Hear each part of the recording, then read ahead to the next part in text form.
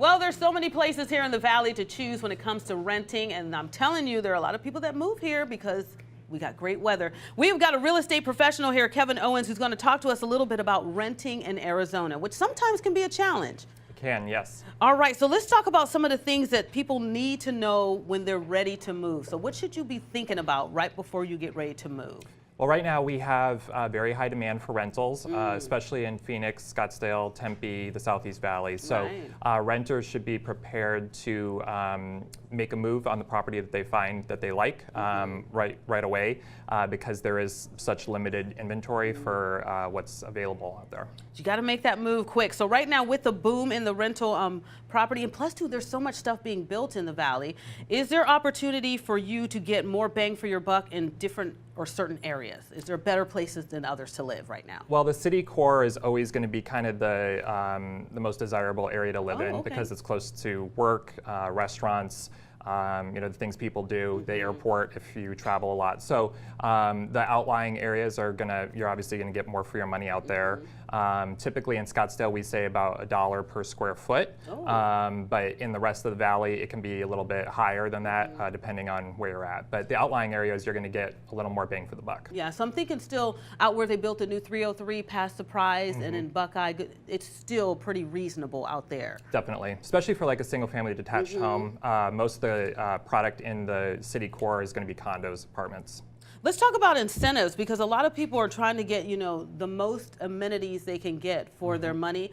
And sometimes the new builds are offering different things like the pool, or they're giving you, I saw in South Phoenix, some of the homes have those already finished basements that are an addition. So how do you get, these added on incentives, but still keep the price at a good, reasonable buy for you? Well, people are definitely looking for amenities. So, fitness centers, pools, especially in the condo product.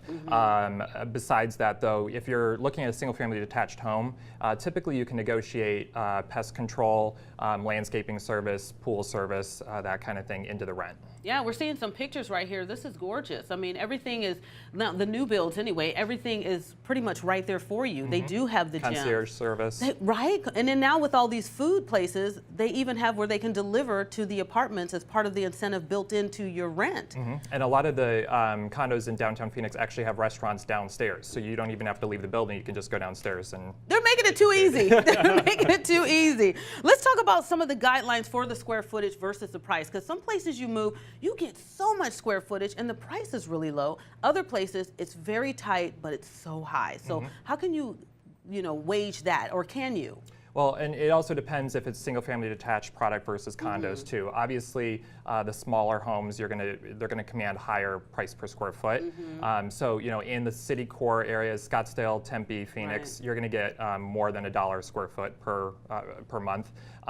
In some of the outlying areas, you can be anywhere around 75 to 85 cents a square foot. North Phoenix, the Desert Ridge area, is about in that range. Now, if someone is selling a home and they want to buy the home and they know that this is a hot area, should they come in at the asking price or should they come in a little bit above to make themselves more prominent to actually get that property? Is there any guidelines there? Again, it depends on the area and the supply of inventory. We've got some parts of town that have very limited inventory and it's definitely a seller's market. There's other parts of town where it's a buyer's market and you have a little more flexibility in your negotiating.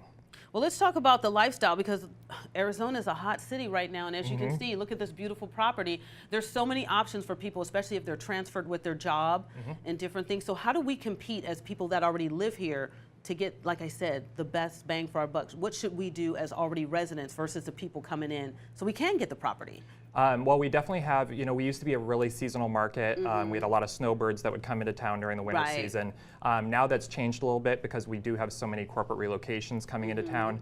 We have a lot of tech startups from Silicon Valley coming in. So it is more competitive. There isn't really any difference between, living here versus, coming in as a corporate relocation or something like that.